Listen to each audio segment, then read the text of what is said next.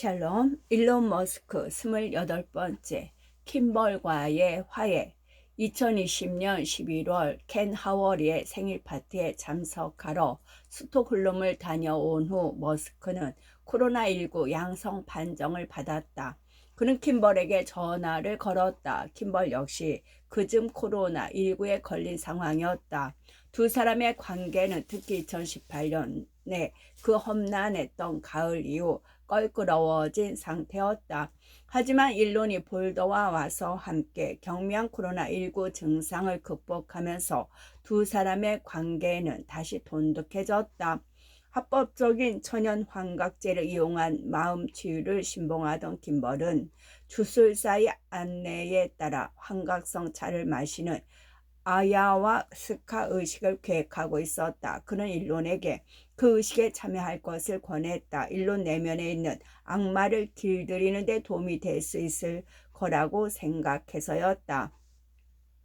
아야와스카 의식은 자아의 죽음을 수반합니다. 김벌은 설명한다. 우리가 짊어진 모든 짐이 죽습니다. 그 후에는 다른 사람이 되는 겁니다. 일론은 거부했다. 내 감정은 아주 두터운 콘크리트 층 아래에 붙여 있어. 그리고 난 아직 그것을 꺼낼 준비가 되어 있지 않아. 그가 말했다. 대신 그는 킴벌과 그저 즐거운 시간을 보내고 싶었다. 컴퓨터로 스페이스X 발사 장면을 시청하고 빈둥거리다 지루함을 느낀 두 사람은 일론의 비행기에 올라 오스틴으로 향했다. 그곳에서 그들은 일론이 새로 빠져든 비디오 게임 프로토피아를 같이 하고 영화 패스트 키드를 원작으로 한 넷플릭스 시리즈 코브라 카이를 몰아보며 시간을 보냈다. 그 드라마에는 일론과 킴벌처럼 40대 후반이 된 원작 영화의 등장인물들이 출연했고 머스크 아이들 또래의 청소년들도 등장했다. 랄프 마치오가 연기한 인물은 공감 능력이 뛰어나고 다른 한 인물은 공감 능력이 없는 것으로 나오거든요. 우리 둘 다 고개를 끄덕이지 않을 수 없었어요. 킴벌은 말한다. 또 두 인물 모두 자신의 아버지 때문에 곤란을 겪는 동시에 아버지 역할을 제대로 하는 방법에 대해 고민하는 내용이 나옵니다.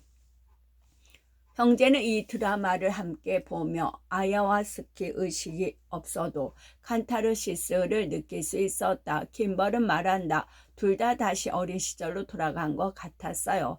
정말 아름다운 최고의 시간이었어요. 인생에서 다시는 그런 시간이 없을 거라는 생각이 들 정도였지요. 57장 새로운 유인 우주선의 시대 스페이스X 2020년 민간인을 궤도에 올리다. 2011년 우주 왕복선의 태엽과 함께 미국의 우주 탐사에 관한 능력과 의지, 상상력은 급격히 쇠퇴했다.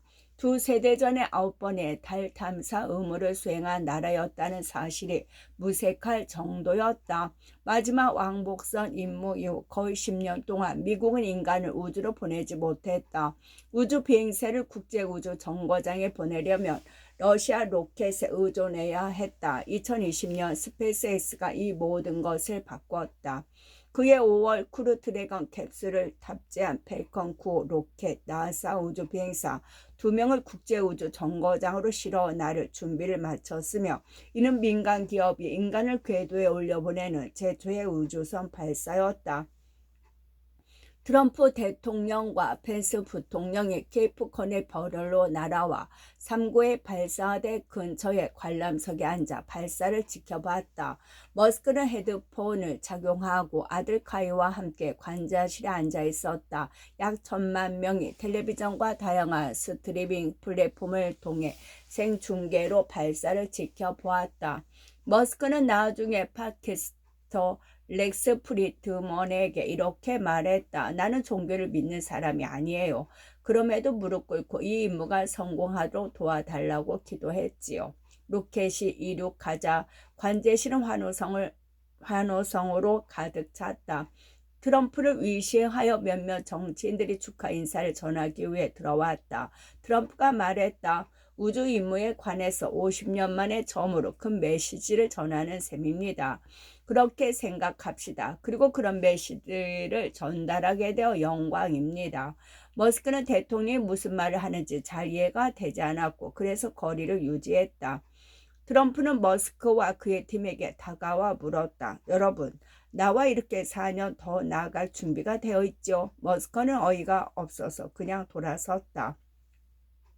우주 비행사를 우주 정거장에 데려갈 로켓의 제작 계약을 스페이스X와 체결한 2014년 나사는 동시에 보잉과도 40%더 많은 자금을 지원하는 경쟁적 계획을 체결했다. 2020년 스페이스X가 성공할 때까지 보잉은 우주 정거장에 도킹하는 무인 시험 비행조차 성공하지 못했다.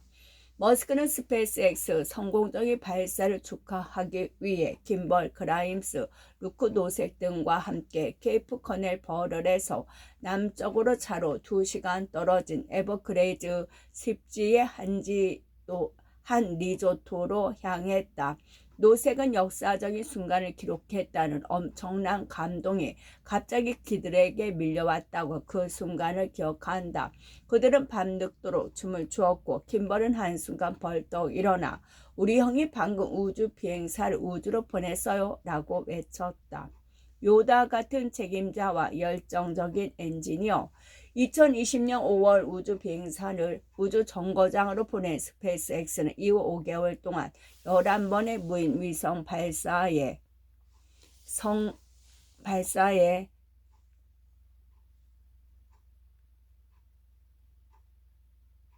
성공하는 인상적인 기록을 세웠다. 하지만 머스크는 늘 그렇듯이 현 상태에 안주하는 것을 두려워했다. 그는 광적인 긴박감을 유지하지 않으면 스페이스X가 보잉처럼 허약하고 더뎌질지 모른다고 걱정했다. 그의 10월 한 차례의 발사가 있은 후 머스크는 늦은 밤 39A 발사대를 찾았다. 그곳에는 단 2사람만이 일하고 있었다. 그런 광경은 그를 자극할 수밖에 없었다. 나중에 트위터 직원들도 알게 되다시피 그는 자신의 모든 회사에서 모든 직원이 지칠 줄 모르는 강렬함으로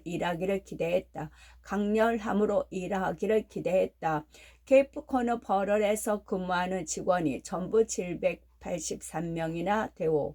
그가 그곳의 발사 담당 부사장에게 차갑게 분노하며 말했다.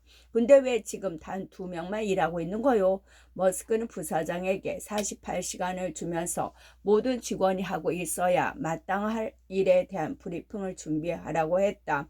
원하는 답을 얻지 못하자 머스크는 직접 알아내기로 결심하고 하드코어 월인 모드에 돌입했다. 네바다와 프리몬트 테슬라 공장에서 그랬던 것처럼 그리고 나중에 트위터에서 그러는 것처럼 그는 건물 이번에는 케이프 커널버럴의 경납고로 이동하여 24시간 상주하면서 일하기 시작했다. 밤새도록 일하는 그의 모습에는 연기와 진심이 공존했다. 2번째 날 밤 아내와 가족이 있는 발사 담당 부사장과 연락이 닿지 않자 머스크는 그가 무단 이탈한 것으로 간주하고 경납고에서 함께 일하던 엔지니어 중 한 명인 키코 돈체프를 불러오라고 했다. 불가리아에서 태어난 돈체프는 어렸을 때 수학자인 아버지가 미시간 대학교에 취직하면서 미국으로 이주하게 되었다. 항공우주공학학부 및 대학원에서 학위를 취득한 그는 꿈에 그리던 보잉에서 인턴십 기회를 얻었다. 하지만 그는 그곳에서 금세 환멸을 느꼈고 그래서 스페이스X에서 일하고 있던 친구를 한번 찾아보기로 했다. 그날 스페이스X 공장을 둘러보던 순간을 절대 잊지 못할 것입니다. 그는 말한다. 젊은 엔지니어들이 다들 티셔츠 밖으로 문신을 뽐내며 열심히 일하고 있었습니다. 정말 이를 완수하기 위해 열정적으로 달려드는 모습이었습니다. 이 사람들이 바로 나와 같은 부류구나 라는 생각이 들었습니다. 보잉의 폐쇄적이고 그러한 분위기와는 전혀 달랐습니다. 그의 여름, 그는 보잉의 부사장에게 스페이스X가 어떻게 젊은 엔지니어들의 혁신을 지원하고 있는지에 대해 프로테이션을 했다. 보잉이 변화하지 않으면 최고의 인재들을 잃게 될 것입니다. 돈체프가 말했다. 부사장은 보잉을 궤적인 인재를 찾고 있는 것이 아니라 최고는 아니지만 오래 근무할 수 있는 인재를 원하는 것일 수 있다라고 답했다. 돈 체프는 그만두었다.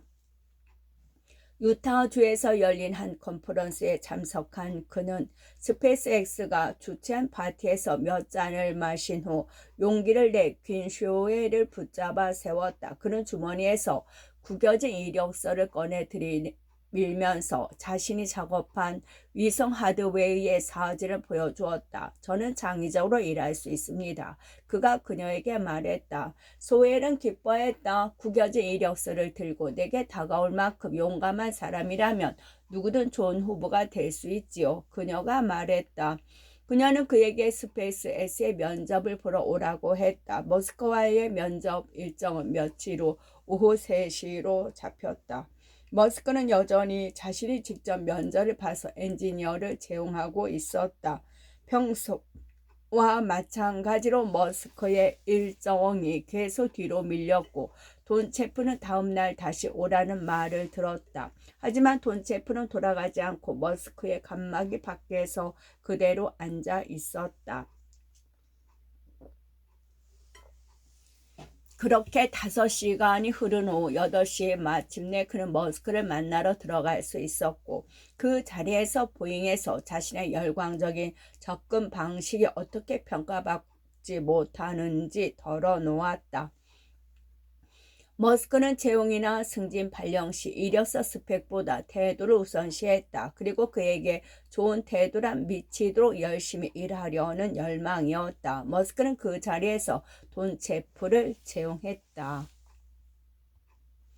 KF에서 머스크가 열정적인 근무 자세 시범을 보이던 그해 10월의 어느 밤 머스크가 불러오라고 했을 때 돈 체프는 사흘 연속 근무를 마치고 막 집에 돌아와 와인 한 병을 따고 있었다. 처음에 그는 휴대전화에 뜨는 알 수 없는 번호를 무시했지만 동료 중 한 명이 그의 아내에게 전화를 걸었다. 키코에서 당장 경납고로 돌아오라고 전해주세요. 머스크가 그를 찾고 있어요. 저는 며칠 동안 잠을 못 자 너무 피곤한 데다 반쯤 취한 상태였습니다. 그런데도 차에 올라 담배 한 갑을 사서 연신표 대며 경납고로 돌아갔습니다. 그가 말한다. 음주운송으로 단속될까봐 걱정도 들었지만 그래도 머스크를 무시하는 것보다는 덜 위험하다고 생각했습니다. 돈 체프가 그곳에 도착하자 머스크는 그에게 고위 관리자들보다 한 단계 아래인 중간 엔지니어들과 자신이 대화를 나눌 수 있는 1년의 중간 간부 회의를 조직하라고 지시했다. 그 결과 일대 개혁이 시작되었다. 돈 체프는 케이프 코널 버럴의 수석 엔지니어로 승진했고 그의 멘토이자 차분한 베테랑 관리자 리치 모리스는 운영 책임자가 되었다. 그때 돈 체프는 한 가지 현명한 요청을 했다. 자신은 머스크에게 직접 보고하지 않고 모리스에게 보고하게 해달라는 것이었다. 그렇게 해서 요다 같은 멘토가 될 줄 아는 책임자와 머스크의 강렬함에 부응하고 싶어하는 엔지니어가 이끄는 팀이 형성되었고 순조롭게 운영되기 시작했다. 저항 더 빨리 움직이고 더 많은 리스크를 감수하고 규칙을 어기고 요구사항에 의문을 제기하라. 머스크는 적극 강조한 이들 방침은 분명 인간을 우주 궤도에 올려보내고 전기 자동차를 대량 공급하고 주택 소유자들이 전력망에서 벗어나게 하는 등의 큰 업적을 달성하는 데 도움이 되었다. 하지만 그것은 또한 그가 증권거래위원회의 요구사항이나 캘리포니아 코로나19 규제사항을 무시하는 등의 일을 저질러 공경에 처하게 되는데도 일조했다. 한스 퀘니스만은 2002년 머스크가 영입한 최초의 스페이스X 엔지니어 중 한 명이었다. 그는 펠컨 1호의 첫 세 차례 비행 실패와 네 번째 비행 성공 당시 화재에 상주하던 그 용감무쌍한 군단의 일원이었다. 머스크는 그를 비행 신뢰성 담당 부사장으로 승진시켰다. 비행이 규정을 준수해 안전하게 이루어지도록 책임지는 지책이었다. 하지만 머스크 밑에서는 결코 수월하게 일할 수 있는 자리가 아니었다. 2020년 말 스페이스X는 슈퍼 헤비 부스터의 무인 시험 발사를 준비하고 있었다. 모든 비행은 기상 지침을 포함해 미 연방 항공청의 요구사항을 준수해야 했다. 그날 아침 발사를 원격으로 모니터링한 FAA의 감독관은 상층 바람으로 인해 발사를 진행하기 안전하지 않다고 판단했다. 발사 시 폭발이 일어나며 인근의 주택들이 피해를 입을 수도 있다는 것이었다. 스페이스X는 기상 조건이 안전하다는 자체의 기상 모델을 제시하며 승인을 요청했지만 FAA는 이를 거부했다. 실제로 FAA 직원이 관제실에 나와 있는 것은 아니었고 규정이 무엇인지도 많이는 아니지만 약간은 불분명한 상황이었기에 발사 책임자는 일론을 쳐다보며 계속 진행해도 되는지 묻는 등 조용히 고개를 치켜 올렸다. 머스크는 조용히 고개를 끄덕였다. 로켓이 이륙했다. 모든 게 아주 미묘했습니다. 퀘니스만은 말한다. 전형적인 일론의 방식입니다. 그런 리스크를 감수하는 결정을 고개 한번 끄덕이는 것으로 내리다니 말입니다. 로켓은 날씨의 영향을 받지 않고 완벽하게 발사되었지만 6마일 떨어진 곳에서 시도한 수직 착륙에는 실패했다.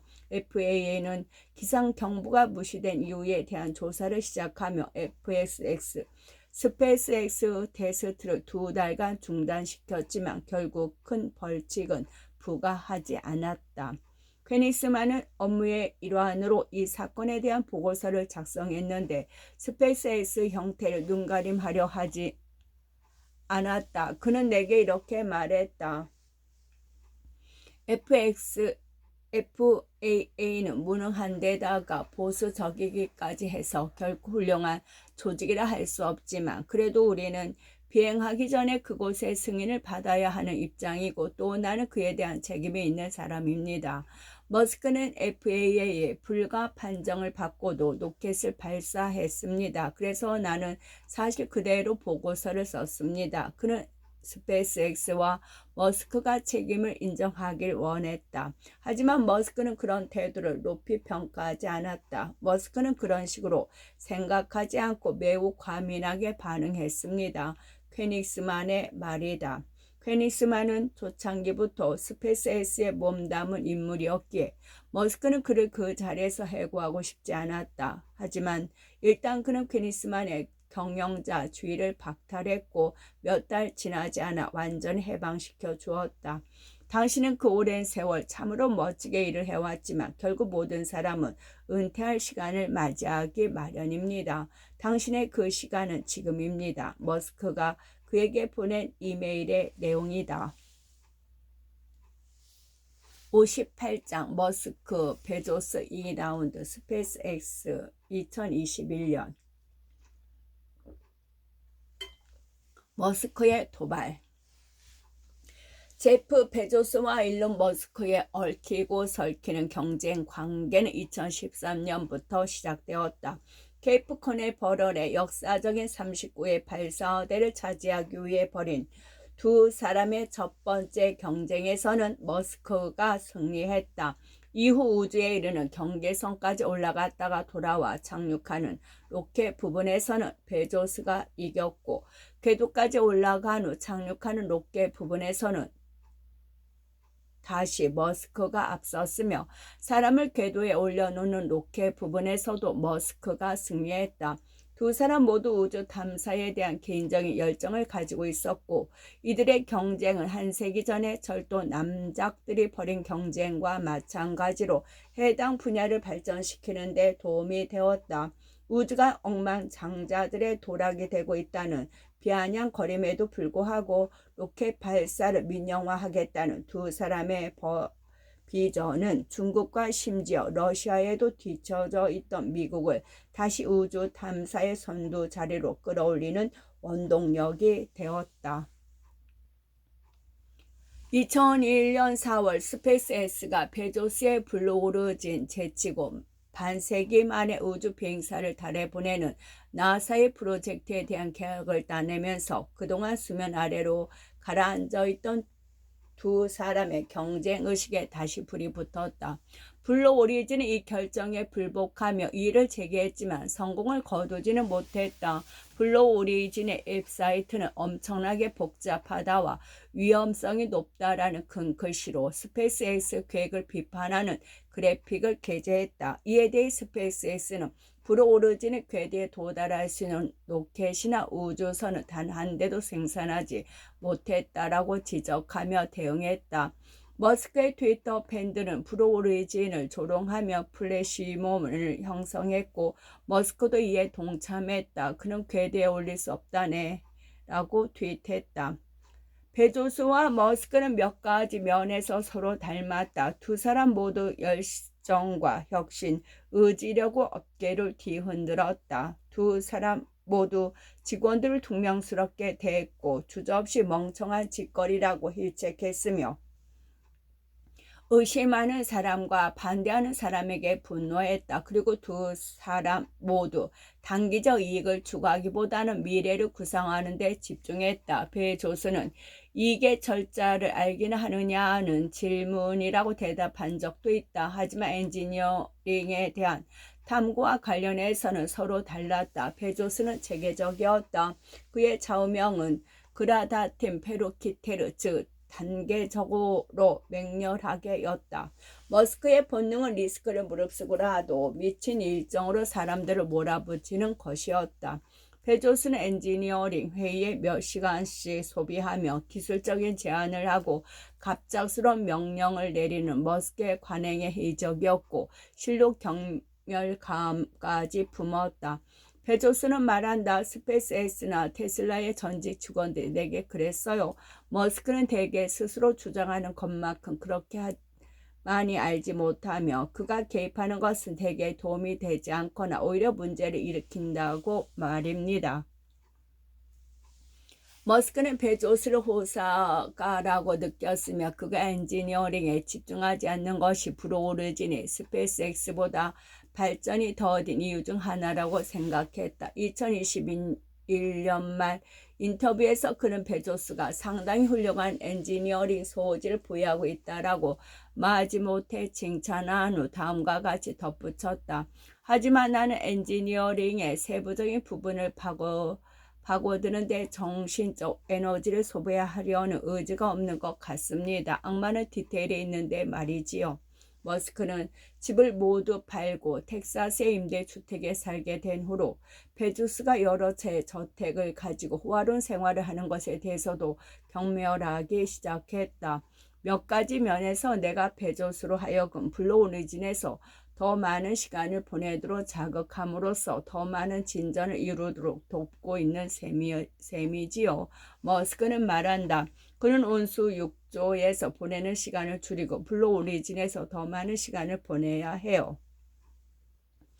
위성통신 회사를 둘러싸고도 두 사람 사이에 또 한 차례 분쟁이 발생했다. 2021년 여름까지 스페이스X는 거의 2,000개에 달하는 스타링크 위성을 궤도에 배치했다. 스타링크의 우주 기반 인터넷은 이제 14개국에서 이용할 수 있었다. 베조스는 2019년 아마존이 유사한 위성 별자리를 창출해 인터넷 서비스를 제공할 계획인 프로젝트 카이퍼를 발표했다.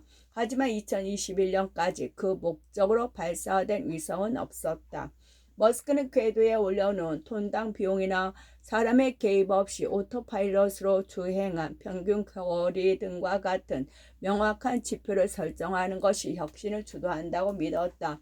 스타링크의 경우 그는 위성의 태양광 어레이가 수집한 광자 수와 지구를 유용하게 쏘아줄 수 있는 광자 수의 비율을 물어서 중고사를 놀라게 했다.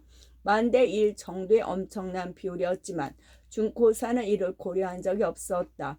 저는 그것을 지표로 생각한 적이 없습니다. 그는 말한다. 일론의 질문으로 효율성을 개선할 수 있는 방법에 대해 창의적인 사고를 시도하게 되었습니다. 이를 계기로 스페이스X는 스타링크의 두 번째 버전을 개발하여 연방통신위원회에 승인을 신청했다. 향후 스타링크 계획, 궤도의 고도를 낮추기 위한 신청이었고 그럼으로써 네트워크의 지연 시간을 줄이는 것이 목적이었다. 그렇게 되면 베조스가 경쟁 상품으로 내놓은 카이퍼 인공 별자리 계획 궤도에 가까워질 수 있었기에 베조스는 이 일을 제기했다. 다시 한번 머스크는 베조스의 이름을 의도적으로 기스를 뜻하는 스페인어 단어로 잘못 포기하여 트위터에 올리며 공격을 가했다. 베조스가 스페이스X를 상대로 소송을 제기하는 정규직에 종사하기 위해 은퇴한 것으로 밝혀졌습니다. 연방통신위원회는 머스크가 계획을 진행시켜도 된다는 결정을 내렸다. 억만장자의 도전.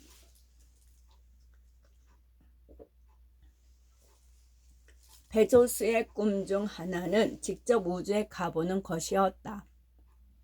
그래서 2020년 여름 머스크와 갈등을 겪던 와중에 그는 동생 마크와 함께 불러오르진 로켓을 타고 우주의 가장자리 궤도까지는 아니지만 다녀오는 11분 동안의 우주 여행길에 오를 것으로 발표했다.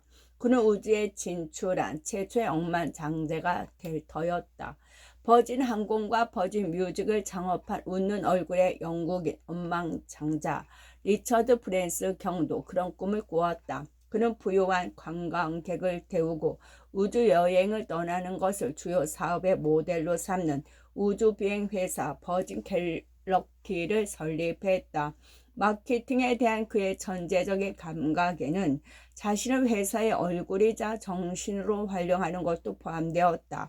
그는 우주 관광 사업을 홍보하는 데 자신이 직접 로켓을 타고 올라가는 것보다 더 좋은 방법이 없다는 것을 잘 알고 있었다. 이것은 또한 스스로 재미를 만끽하는 방법이기도 했다. 물론 본인이 그렇게 하고 싶은 마음은 컸다. 그래서 베조스가 탑승하는 로켓의 발사 날짜가 예고되고 변경될 가능성이 없어지자 브랜스는 그보다 9일 빠른 7월 11일에 자사의 로켓을 타고 올라갈 것이라고 발표했다.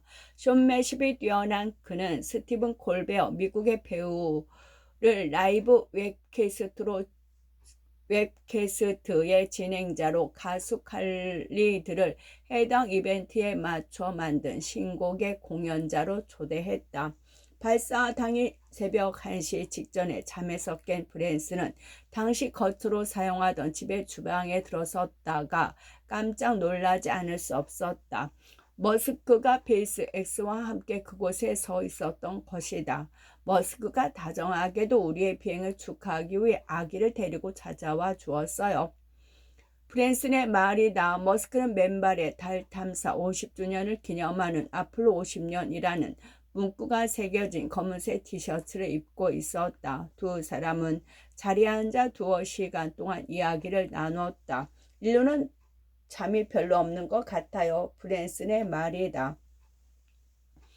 브랜슨이 탑승한 날개 달린 중궤도 로켓은 화물 제트기에 실려 발사 고도까지 올라간 후 예정대로 순조롭게 우주를 향해 돌진했다. 브랜슨과 버진 갤럭시 직원 5명은 53.6마일 약 86km의 고도로 도달했고 그럼으로써 정말 우주에 도달했는지에 대한 작은 논쟁을 불러일으켰다. 나사에서는 우주를 지구 상공 50마일에서 시작되는 것으로 정의하지만 다른 국가에서는 카르만 라인으로 알려진 62마일 약 99.8km 상공을 기준으로 삼기 때문이었다. 9일 후 베조스의 우주여행도 성공했다. 물론 머스크는 그 자리에 참석하지 않았다. 베조스와 그의 형제 그리고 승무원들이 탑승한 우주 캡슐은 가르만 라인보다 훨씬 높은 66마일의 고도에 도달하여 베조스에게 추가적인 자랑거리까지 잔뜩 안겨주었다. 우주 캡슐은 낙하산을 펼친 후 텍사스 사막에 부드럽게 착륙했고 매우 불안해하는 어머니와 그보다는 차분한 아버지가 그곳에서 그들을 맞이했다. 머스크와 베조스와 브랜슨에게 성의 없는 약간의 찬사를 건넸다. 그들이 우주 탐사의 발전을 위해 그렇게 돈을 쓰는 것이 멋지다고 생각했습니다. 머스크가 그해 9월 코드 컨퍼런스에서 카라 스위셔에게 말했다. 하지만 그는 60마일 정도의 상공에 오르는 것은 사소한 단계라고 지적하면서 이렇게 설명했다. 비교를 하자면 이렇습니다. 궤도에 도달하는 데에는 준궤도에 도달하는 것보다 약 10배 에너지를 더 필요로 합니다. 그리고 궤도에서 돌아오는 과정에서는 엄청난 항력에 따른 고열이 발생하므로 강력한 열차폐가 필요합니다. 간단히 말해서 궤도는 준궤도보다 약 20배 정도 더 어렵다고 보면 됩니다. 머스크는 그즘 음모론적 사고방식의 저주에 말려들어 자신에게 부정적인 언론의 상당수가 매체를 소유한 사람들이 숨겨진 어젠다나 부패한 이해관계 때문이라고 믿게 되었다. 그의 이런 믿음은 베조스가 워싱턴 포스트를 인수했을 때 특히 두드러지게 표출되었다. 이 신문이 2021년 모종의 기획 보도를 진행하기 위해 연락을 하자 머스크는 자신의 꼭두각시 주인에게 안부나 전해주시오라는 이메일로 답장을 보냈다. 사실 베조스는 워싱턴 포스트 뉴스 보도에 관련해서 언제나 불간섭주의를 견지하는 존경할 만한 태도를 취했으며 그곳의 명망 높은 우주 전문기자 크리선 데이브 포트는 베조스와의 경쟁의식에 관한 내용을 포함해 머스크의 성공에 대해 상술하는 기사를 정기적으로 게재하고 있었다. 현재 머스크는 거의 모든 부분에서 훨씬 앞서 나가고 있다. 스페이스X는 그동안 세 팀의 우주 비행사를 국제우주정거장에 보냈으며 오늘 화요일에는 지구 궤도로 도는 3일간의 우주여행에 일단의 민간인 우주 비행사로 데려갈 예정이다. 블루오리진은 지금까지 단지 10여 분 동안 지속되는 준궤도 우주 임무를 한 차례 수행했을 뿐이다. 대부분 보트의 기사 내용이다. 59장 스타쉽의 무모한 도전 끝.